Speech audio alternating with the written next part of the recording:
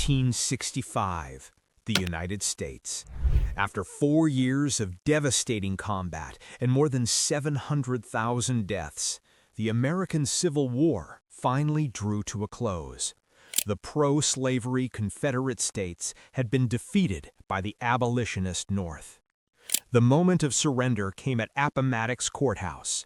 General Robert E. Lee handed his sword to General Ulysses S. Grant, marking the end of the bloodiest conflict in American history.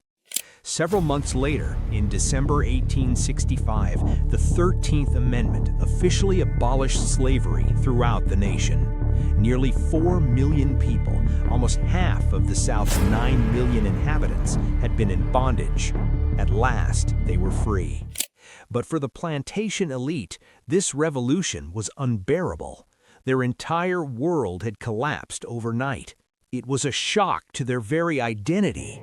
Their identity was fundamentally tied to being masters, to belonging to a class of people who ruled over enslaved individuals, even if they themselves had never owned slaves.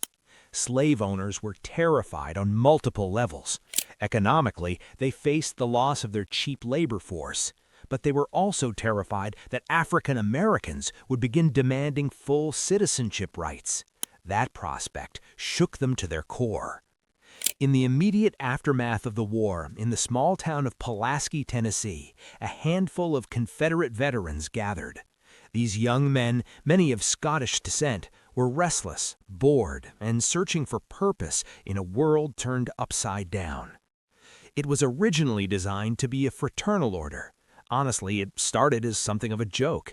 It was literally created to give a bunch of guys a reason to hang out, drink beer, and look after each other. They were young, they were bored, and they wanted something to do. These veterans wanted to relive the glory days, to share battle stories and reminisce about the South they had lost. They decided to form a secret society and give it a mysterious, exotic name. We don't know exactly why they chose the name Ku Klux Klan. Some say it mimics the sound of a shotgun being cocked. The most widely accepted theory is that it derives from the Greek word kuklos, meaning circle. The founders were educated men who studied Latin and Greek. They used Latin phrases in their writings and were quite proud of their education. They romanticized Greek mythology and medieval warriors. It was, in many ways, an adolescent fantasy of knighthood. They combined the Greek kuklos with clan, a common Scottish term, and stylized each word to begin with the letter K. The Ku Klux Klan was born. Their first public appearances in Pulaski were relatively harmless, but the group's activities quickly took a darker turn. Harassment and intimidation of newly freed slaves became routine. The very first Klan group essentially played pranks.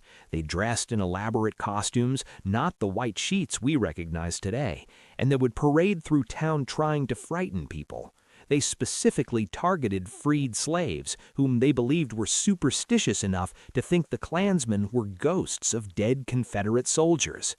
During their attacks, they would disguise their voices, making animal sounds, speaking in unnaturally high or low tones, adopting fake accents. They were performing, turning violence into theater. They were somehow being playful with their violence. One member might speak high while another spoke low. They would take on German accents.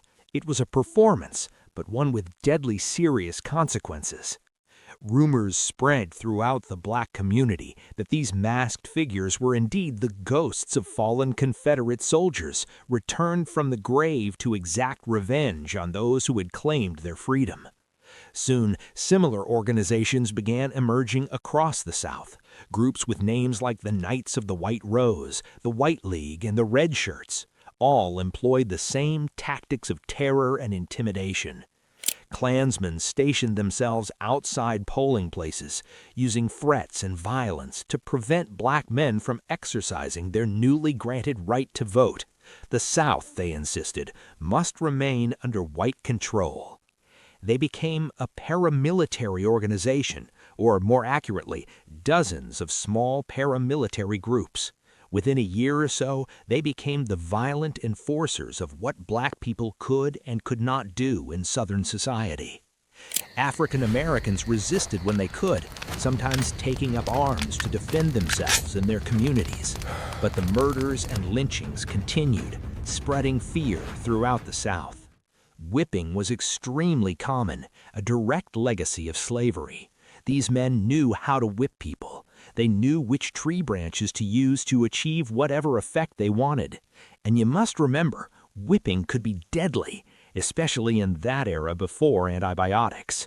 An infection from the open wounds could kill someone in terrible agony weeks later. It's crucial to understand that in lynching an individual, their goal was to intimidate the entire population. That is the very definition of terrorism. And to a terrifying extent, they succeeded. While slavery had been legally abolished, the complete subordination of African Americans continued through other means. They were systematically prevented from voting, denied decent employment, barred from quality education, and excluded from adequate health care. It was a remarkably successful campaign by what started as a small terrorist organization. They achieved their political goals through systematic violence and intimidation. As the Klan's reputation spread, groups formed across the South.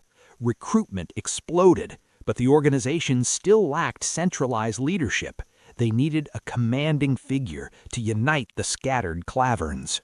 For this role, they chose a military hero, a man celebrated throughout the South as a brilliant cavalry commander during the War of Secession, General Nathan Bedford Forrest. They came together and voted on who should lead them. Nathan Bedford Forrest received the most votes. They approached him and said, "We've started this organization called the Ku Klux Klan, and we've made you our leader." Nathan Bedford Forrest wasn't even a member at that point. He didn't even know he'd been voted in. Nathan Bedford Forrest was a romantic figure, a celebrity. He had a reputation as a man who would do whatever needed to be done, no matter how brutal. He was happy to have his name attached to the movement. For an organization as violent as the Klan, Forrest was the perfect leader. His reputation was built on ruthlessness. Before the war, he had been a slave trader. During the conflict, he committed numerous war crimes. During the Civil War, Nathan Bedford Forrest presided over the Fort Pillow massacre, where 300 to 400 black Union soldiers were murdered as they tried to surrender. Forrest allowed, even encouraged his troops to run wild and slaughter these men.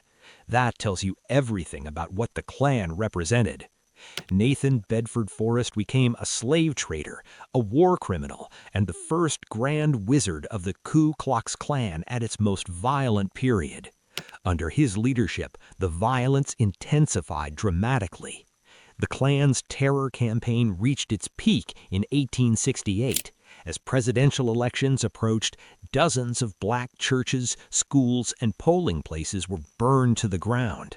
In just 4 weeks, more than 1,000 murders were committed. Former slaves could not be permitted to exercise their rights. Doing so would fundamentally disrupt the system of white supremacy the Klan was fighting for. The victims were not chosen randomly. The Reconstruction-era Klan's main objective was the political deactivation of African Americans in the South. They specifically targeted black voters, and even more so, black elected officials. In many cases, they didn't just threaten black office holders, they killed them outright. They understood these were established community leaders, people others looked to as examples of what it meant to assert oneself as a full citizen. Those people had to be neutralized, eliminated. The Reconstruction Klan also targeted white Republicans, anyone they perceived as acting in political interests that would advance African American power. This reminds us that what we're discussing isn't just unorganized violence or simple depravity. It's not merely terrorism, it's politics, systematic and calculated. In Washington, federal authorities finally decided to take action against the invisible empire by whatever means necessary. Congress passed a series of enforcement acts specifically designed to dismantle the Klan. Martial law was declared in several counties. The federal army, still stationed throughout the South, was mobilized to hunt down Klansmen and protect black voters from intimidation.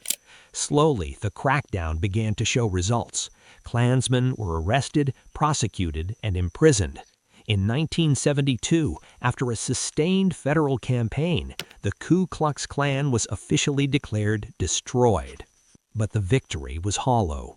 By the time the Klan was suppressed, white supremacists no longer needed it.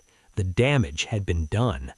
When freed black citizens and their white allies were pushed out of political life, when black people became too frightened to vote because it could cost them their lives, the Klan's work was essentially complete.